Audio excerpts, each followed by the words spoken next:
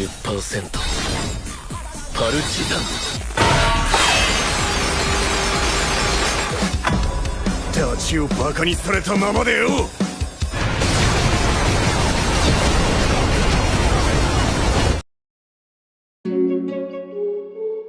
Halo semua, bagaimana kabarnya? Semoga keadaan kalian baik-baik saja.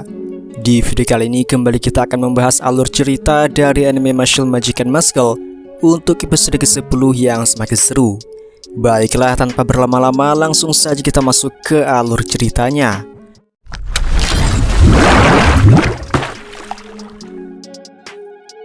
Di video sebelumnya, usai kita diperlihatkan pertarungan Mas dan Abyss Razor serta pertarungan Crown melawan taring ketiga, kemudian kita pun akan diperlihatkan pertarungan Barret melawan seorang gadis yang merupakan salah satu dari anggota Magia Lufus.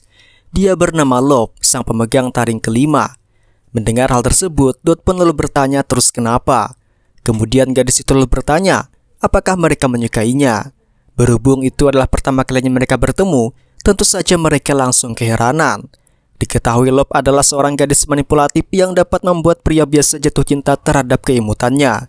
Bahkan meskipun Dot sudah mempertahankan dirinya, pada kenyataannya dirinya juga hampir terkena rayuan maut dari Love. Namun karena di lain sisi Dot sudah berencana untuk bertunangan dengan Lemon, Dot pun mengatakan kalau ia tidak bisa menikahi Love. Padahal sebelumnya Love tidak pernah minta untuk dinikahi oleh Dot. Mendengar hal itu, Love pun langsung marah terhadap Dot, sehingga dirinya pun yang sebelumnya bersikap imut mendadak berubah menjadi serius sampai mengeluarkan sihir tornadonya untuk menyerang Dot. Namun untungnya Dot masih sempat menahan sihir tersebut menggunakan bom atom miliknya. Akan tetapi mengingat kalau lawannya sekarang adalah pengguna garis ganda, tentunya Dot juga tahu kalau lawannya tersebut tidak bisa dianggap remeh. Tiba-tiba Lop kemudian berteriak sambil mengatakan kalau Dot harus mencintai dan melayaninya, karena menurutnya semua gadis itu terlahir sebagai putri. Ia kemudian mengancam Dot akan membunuhnya jika Dot tidak bersikap seperti itu. Mendengar hal itu, sontak Finn dan Dot pun langsung ketakutan. Kemudian Lop kembali bertanya apakah Dot menyukainya atau tidak. Berbeda dengan sebelumnya, kali ini Dot hampir saja terkena rayuan maut dari Love. Untungnya berkat dirinya yang mengingat akan bertunangan dengan Lemon, dirinya pun segera meminta maaf sebagai penolakan terhadap rayuan Love. Mengetahui dirinya telah dicampakkan 2 kali, Love pun begitu marah sehingga kembali menyerang Dot menggunakan sihir anginnya. Kemudian Love kembali berkata kalau ayahnya pernah bilang cowok manapun yang tidak menyukainya, maka ia boleh membunuhnya. Dot yang mendengar hal itu pun bersegera untuk berdiri dan mengatakan kalau perkataan ayahnya Love benar-benar di luar nurul. Kemudian dengan mengangkat tongkatnya, Dot segera menyerang Love menggunakan sihir miliknya. Besarnya api yang dikeluarkan oleh Dot membuat Lop harus mengeluarkan sihir miliknya juga, sehingga terjadilah adu kekuatan dari mereka. Tapi rupanya, serangan yang dilancarkan oleh Dot hanyalah sebuah pengalihan untuk mengambil tongkat sihir milik Love. Namun sialnya Lop yang sudah menyadari hal itu pun segera menyerang Dot kembali dengan sihir tornadonya, sampai membuat ikat kepala dari Dot terlepas. Melihat Dot yang terluka cukup parah, Lop kembali sedikit meremehkan Dot sambil berkata kalau dirinya tidak akan bisa menang. Ia juga memberitahu mengenai rencana taring keempat yang akan membuat Mas menjadi batu dengan sihir miliknya, dan sihir tersebut akan segera dipersiapkan dalam 2 jam lagi. Dengan kata lain, jika dalam 30 menit Dot tidak segera menghentikan taring keempat, maka nyawa Mas dipastikan tidak akan selamat. Kemudian dirinya kembali menyerang Dot menggunakan sihir tornadonya sampai membuat Dot tidak berdaya lagi.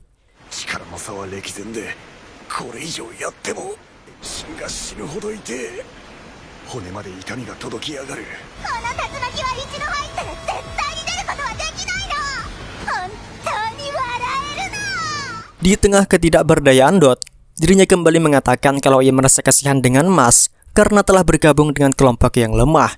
Dan lucunya, mereka berani melawan Tuan Abil yang jelas-jelas kekuatannya belum diketahui oleh mereka. Menurutnya, Mas dan kelompoknya benar-benar memiliki otak yang bodoh. Sementara itu, Dot yang dari tadi tidak berdaya, setelah mendengar perkataan dari Lop membenarkan semuanya. Menurutnya perbedaan dari kekuatan mereka benar-benar jauh. Tiba-tiba Dot teringat dengan masa kecilnya, di mana pada waktu itu ia merupakan anak yang cukup baik. Saking baiknya dirinya, ia tidak pernah menolak permintaan temannya yang ingin mengambil barang-barangnya. Untungnya, pada waktu itu ada seorang wanita yang membantunya mengambil barangnya kembali. Belum diketahui siapa wanita tersebut, namun di dalam manganya, ia adalah kakak dari Dot. Wanita itu kemudian mengatakan agar sebaiknya Dot melawan jika ditindas. Namun Dot menjawab kalau dirinya tidak masalah dengan hal itu. Dirinya mengatakan jika ia melakukan perlawanan, ditakutkan masalahnya akan menjadi semakin besar. Namun menurut si wanita, yang menjadi masalah bukan hal itu, melainkan ketika Dot sudah punya teman yang sesungguhnya, seorang teman yang akan menangis dan marah dengan serius terhadap Dot. Wanita itu berpesan, jika Dot menemukan teman yang seperti itu, agar tidak mengkhianatinya, sebab teman yang seperti itu hanya muncul sekali seumur hidup. ほんと寒いわ。ダチバカにされてんのにひよっちまって。決まってんのさ。主人公にでもなったつもりが。問題はおめえにちゃんとした友達ができた時だ。かかってこい、ゴミ野郎。もしそんな友達ができたらよ、絶対裏切るなよ。あいつは俺のために本気で怒ってくれたのによ。 Dari kalimat tersebut, Dot pun akhirnya sadar kalau masalah yang selama ini mau melakukan hal itu. Dirinya benar-benar bodoh telah membiarkan teman terbaiknya diolok-olok.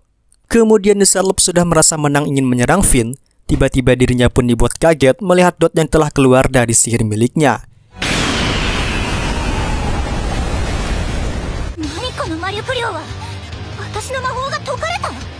Di situ Dot benar-benar marah dengan Lop karena telah mengolok-ngolok teman terbaiknya. Melihat hal tersebut, Lop pun segera kembali menyerang Dot, berharap sihir tersebut mengurungnya. Tapi tiba-tiba,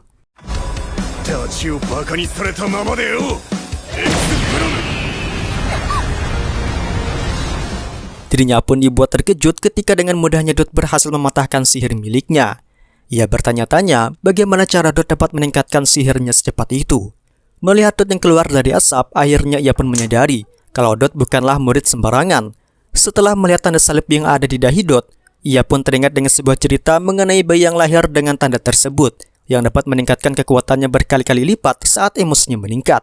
Sementara itu Dot yang sudah sangat marah, segera merilis teknik pamungkasnya yang diperkirakan lebih kuat dari sebelumnya.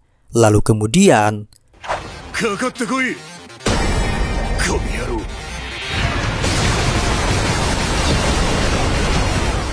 Lo pun benar-benar kaget ketika mengetahui Dot sengaja tidak mengenainya. Rupanya sejak awal, ia tidak ada niatan untuk menyakiti wanita. Kemudian dirinya pun segera menyuruh Lop untuk segera pergi. Mendengar hal itu, sontak Lo pun langsung menangis sambil mengucapkan terima kasih kepada Dot.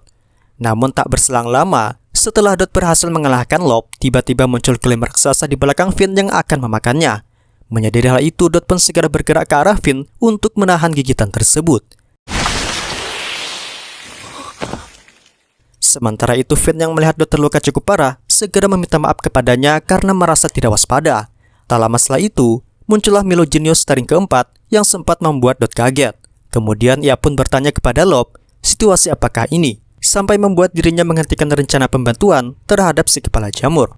Lop pun segera meminta maaf, sementara dirinya yang telah menganggap ini serius, segera berniat menghabisi Dot menggunakan beberapa tangan raksasa yang telah ia ciptakan. Melihat serangan tersebut, Dot sempat ragu apakah ia bisa melawannya. Ditambah menurut informasi dari Lop yang mengatakan kalau Milo adalah orang yang jenius di antara semua anggota Lufus, membuat Dot semakin bimbang. Namun tiba-tiba,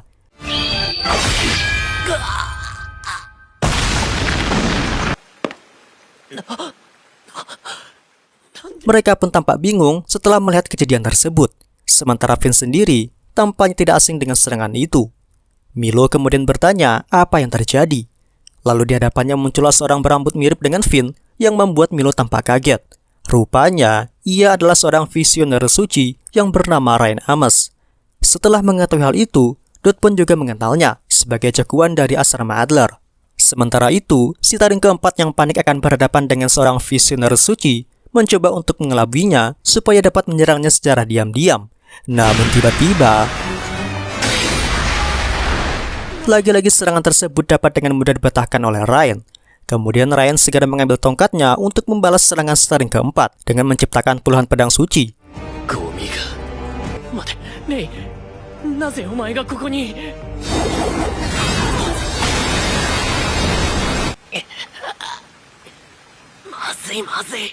Melihat serangan tersebut, membuat Lop berpikir ingin pindah ke asrama Adler. Sementara Dot dan Finn hanya terdiam sesaat setelah melihat serangan itu. Dot berkata, apakah seperti ini kekuatan dari seorang visionary? Sedangkan Sharingan keempat yang merasa tidak dapat melawan lagi, segera meminta maaf kepada Rain atas segala perbuatannya. Ia mengaku menyesal telah melakukan hal tersebut. Namun Rain yang tidak percaya dengan perkataan Sharingan keempat kembali menghajarnya sampai ia tidak berkutik. Rain mengatakan yang terpenting di dunia ini bukanlah ucapan, melainkan sebuah bukti. Sampai kapanpun, dirinya tidak akan pernah percaya dengan perkataan dari anggota kriminal. Menurut dirinya, memberi pelajaran dengan rasa sakit memang sangat pantas untuk orang sepertimu. Melihat kekejaman yang dilakukan oleh Rain, membuat Dot berharap kalau ia bukan musuhnya. Untungnya harapannya tersebut terkabul, karena sesaat Dot memikirkan hal itu, Rain segera menyuruh mereka untuk pergi. Sementara dirinya, masih ada urusan lain yang harus diselesaikan. Meski begitu, Dot kembali heran mengapa ada Divine Visionary di sini. Ditambah ketika Finn menyebut Rain dengan sebutan kakak, semakin membuat Dot bingung.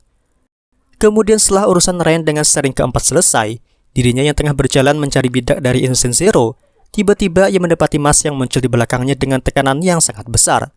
Menyadari hal itu, membuat Rain berpikir kalau Mas adalah anggota dari Innocent Zero yang ia cari selama ini. Setelah itu, Rain pun bermaksud melakukan pengetesan terhadap Mas untuk mengetahui seberapa kuat dirinya. Dengan menggunakan seekor laba-laba pendeteksi, ia mengatakan akan melepaskan Mas jika energi yang didapat kecil. Lalu tiba-tiba, Mas pun terlihat begitu santainya menangkap pedang yang digunakan Rain untuk tes hanya dengan menggunakan kedua jarinya. Dan yang lebih mengejutkannya lagi, ketika dilakukan penilaian, kekuatan yang dihasilkan oleh Mas adalah 0.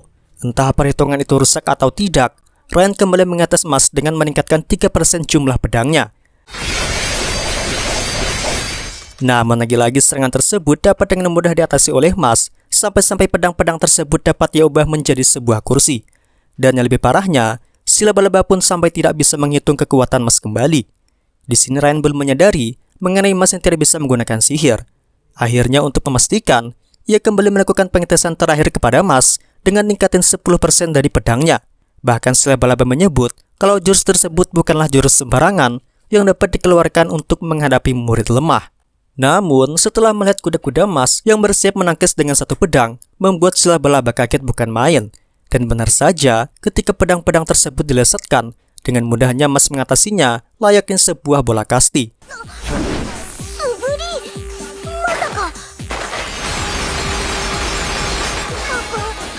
Melihat kemampuan Mas yang di luar nurul, Rain pun lalu bertanya siapa namamu. Hingga setelah Mas menyebut namanya, Rain pun mengetahui kalau Mas ini adalah murid yang dibicarakan kepala sekolah dengannya, yaitu seorang murid yang memiliki hati yang kuat dan murni. Bahkan saking tertariknya kepala sekolah dengan Mas, ia sampai menyarankan kepada Rain untuk mengajarinya. Sampai di situ Rain pun akhirnya mulai paham dengan situasinya sekarang. Ia pun segera membungkuk dan meminta maaf kepada Mas. Tapi karena Mas menolak permintaan maafnya, Rain pun lalu memberikan sebuah sapu tangan ajaib kepada Mas yang dapat menyembuhkan luka apapun. Mas pun kemudian menerimanya, namun melihat motifnya berbentuk seekor kelinci, membuat Mas bertanya-tanya apakah Rain penyuka kelinci. Mendengar hal itu, Rain pun melotot tajam memperlihatkan ekspresi marah. Setelah itu, Mas pun segera meminta maaf. Kemudian Rain lalu memperingatkan Mas jika ingin pergi menemui Abel, dirinya kudu hati-hati, sebab selain Abel pengguna garis ganda, sihirnya juga unggul dengan murid kelas lain. Rain kembali menambahkan, kalau Mas dapat menangkis pedang-pedangnya tanpa sihir, bisa jadi Mas memerlukan sihir untuk mengalahkannya. Mendengar hal itu, Mas yang takut kalau ia tidak bisa menggunakan sihir, segera menyangkal perkataan dari Rain. Rain kembali berkata, jika Mas dapat mengalahkan Abel, maka koin-koin yang dirampas akan menjadi miliknya, dan dirinya akan lebih dekat dengan seorang visionary. Setelah itu, mereka pun lalu berpisah. Kemudian, sampainya di tempat Tuan Abel, Mas yang hendak membuka pintu kemudian teringat dengan boneka yang diberikan oleh Lemon. Setelah mengingat boneka itu, emosinya pun sedikit meningkat, dan segera